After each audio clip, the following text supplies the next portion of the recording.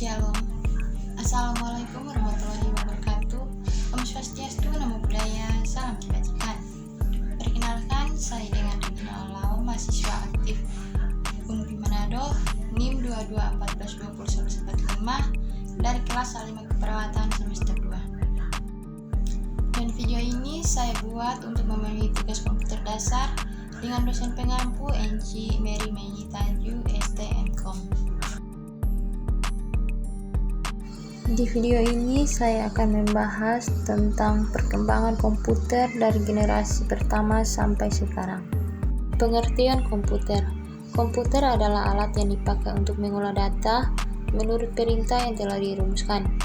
Kata komputer semula digunakan untuk menggambarkan orang yang pekerjaannya melakukan perhitungan, aritmetika, atau tanpa alat bantu. Tetapi arti kata ini kemudian dipindahkan kepada mesin itu sendiri. Asal mulanya pengolahan informasi hampir eksklusif berhubungan dengan masalah aritmetika. Tetapi komputer modern dipakai untuk banyak tugas yang tidak berhubungan dengan matematika. Secara luas, komputer dapat didefinisikan sebagai suatu peralatan elektronik yang terdiri dari beberapa komponen yang dapat bekerja sama antara komponen satu dengan yang lain untuk menghasilkan suatu informasi berdasarkan program dan data yang ada. Adapun komponen komputer adalah meliputi layar monitor, CPU, keyboard, mouse, dan printer sebagai pelengkap. Tanpa printer, komputer tetap dapat melakukan tugasnya sebagai pengolah data, namun sebatas terlihat di layar monitor, belum bentuk print out atau kertas. Dalam definisi seperti itu, terdapat alat seperti slide rule, jenis kalkulator mekanik mulai dari abacus dan seterusnya, sampai semua komputer elektronik yang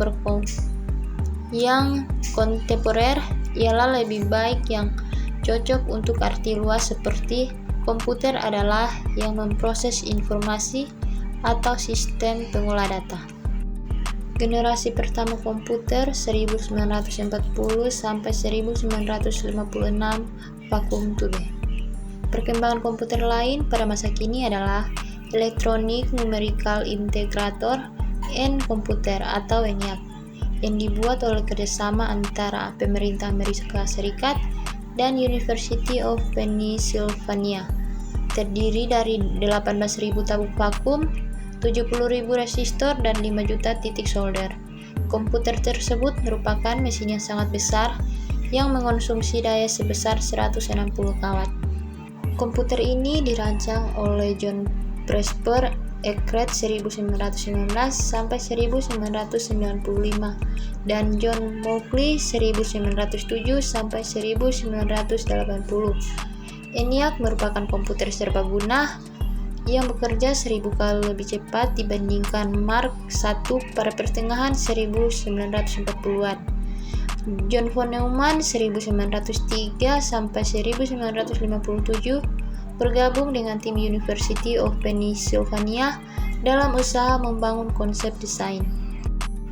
Generasi kedua komputer 1956 sampai 1963 transistor. Pada tahun 1948, penemuan transistor sangat memengaruhi perkembangan komputer. Transistor menggantikan tube vakum di televisi, radio, dan komputer. Akibatnya ukuran mesin-mesin elektrik berkurang drastis. Transistor mulai digunakan di dalam komputer mulai pada tahun 1956. Penemuan lain yang berupa pengembangan memori inti magnetik membantu pengembangan komputer generasi kedua yang lebih kecil, lebih cepat, lebih dapat diandalkan, dan lebih hemat energi dibanding para pendahulunya. Mesin pertama yang memanfaatkan teknologi baru ini adalah seperti komputer IBM membuat superkomputer bernama Street dan Sperry Rand membuat komputer bernama LARP. Komputer-komputer ini yang dikembangkan untuk laboratorium energi atom dapat menangani sejumlah besar data, sebuah kemampuan yang sangat dibutuhkan oleh peneliti atom. Mesin tersebut sangat mahal dan cenderung terlalu kompleks untuk kebutuhan komputasi bisnis, sehingga membatasi kepopulerannya. Hanya ada 2 LARC yang pernah dipasang dan digunakan. Studi Lagrange Radiation Labs di Livermore, California, dan yang lainnya di US Navy Research and Development Center di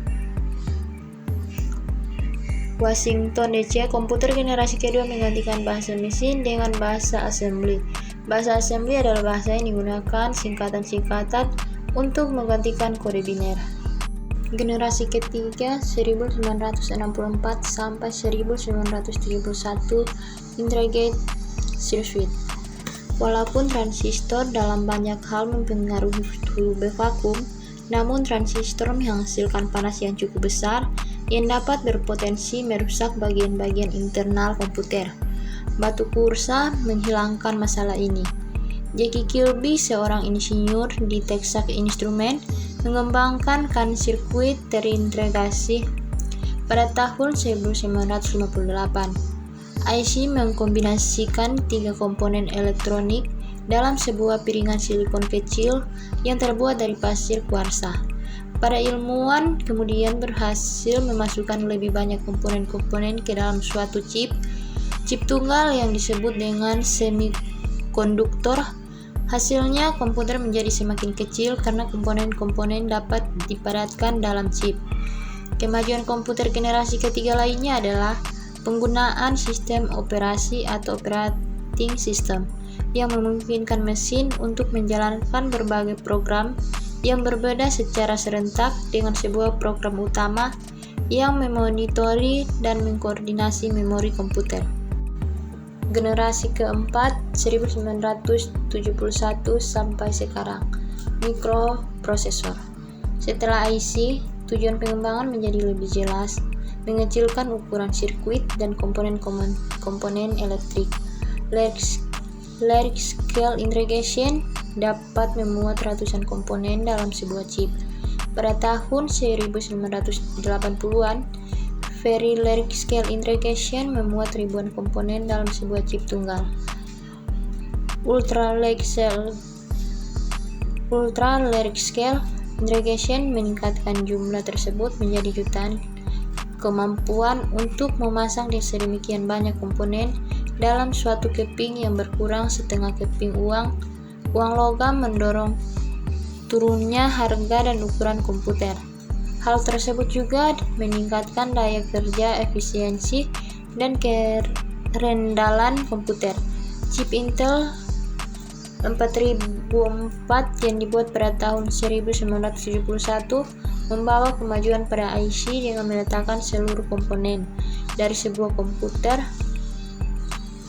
atau Central Processing Unit, memori, dan kendali input atau output dalam sebuah chip yang sangat kecil. Sebelumnya, IC dibuat untuk mengerjakan sesuatu tugas tertentu yang spesifik. Sekarang, sebuah mikroprosesor dapat diproduksi dan kemudian diprogram untuk memenuhi seluruh kebutuhan yang diinginkan. Tidak lama kemudian, setiap piranti rumah tangga seperti mikrofon, televisi, dan mobil dengan elektronik full injection dilengkapi dengan mikroprosesor. Generasi kelima, kecerdasan buatan atau sekarang dan selanjutnya. Mendefinisikan komputer generasi kelima menjadi cukup sulit karena tahap ini masih sangat mudah. Contoh imajinatif komputer generasi kelima adalah komputer fiksi HAL 9000 dari novel karya Arthur.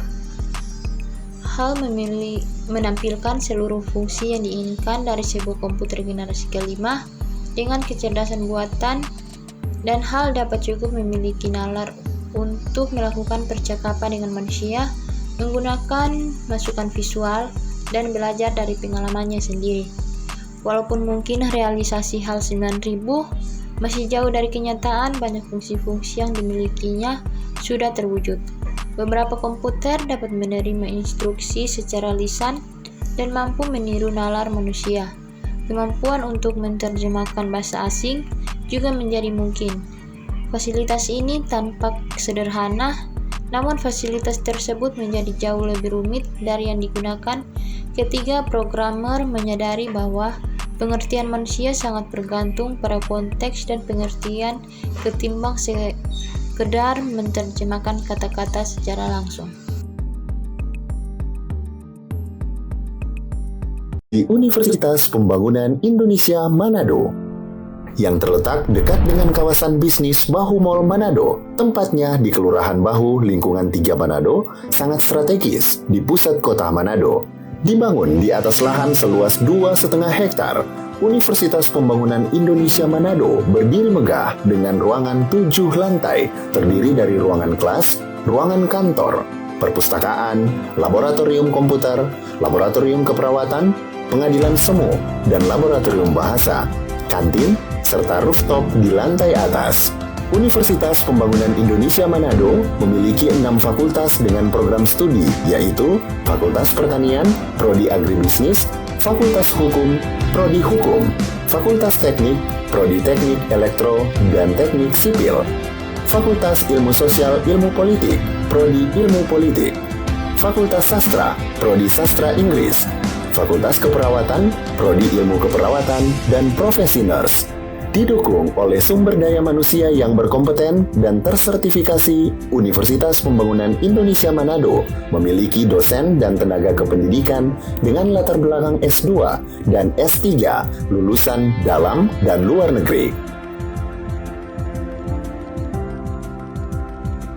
Proses belajar mengajar dilaksanakan dengan teknologi informasi merujuk perkembangan dunia modern saat ini, dilakukan dengan sistem e-learning dan sistem ujian online atau ULAIN. Hasil tracer student Universitas Pembangunan Indonesia Manado dan fakultas menyebutkan lulusan UNPI sudah tersebar di dalam dan luar negeri.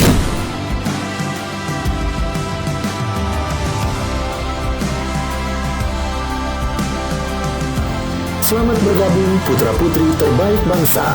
Kembangkan dirimu, raih cita-citamu setinggi bintang di langit. Kami siap menghasilkan generasi terbaik dan pemimpin di masa depan.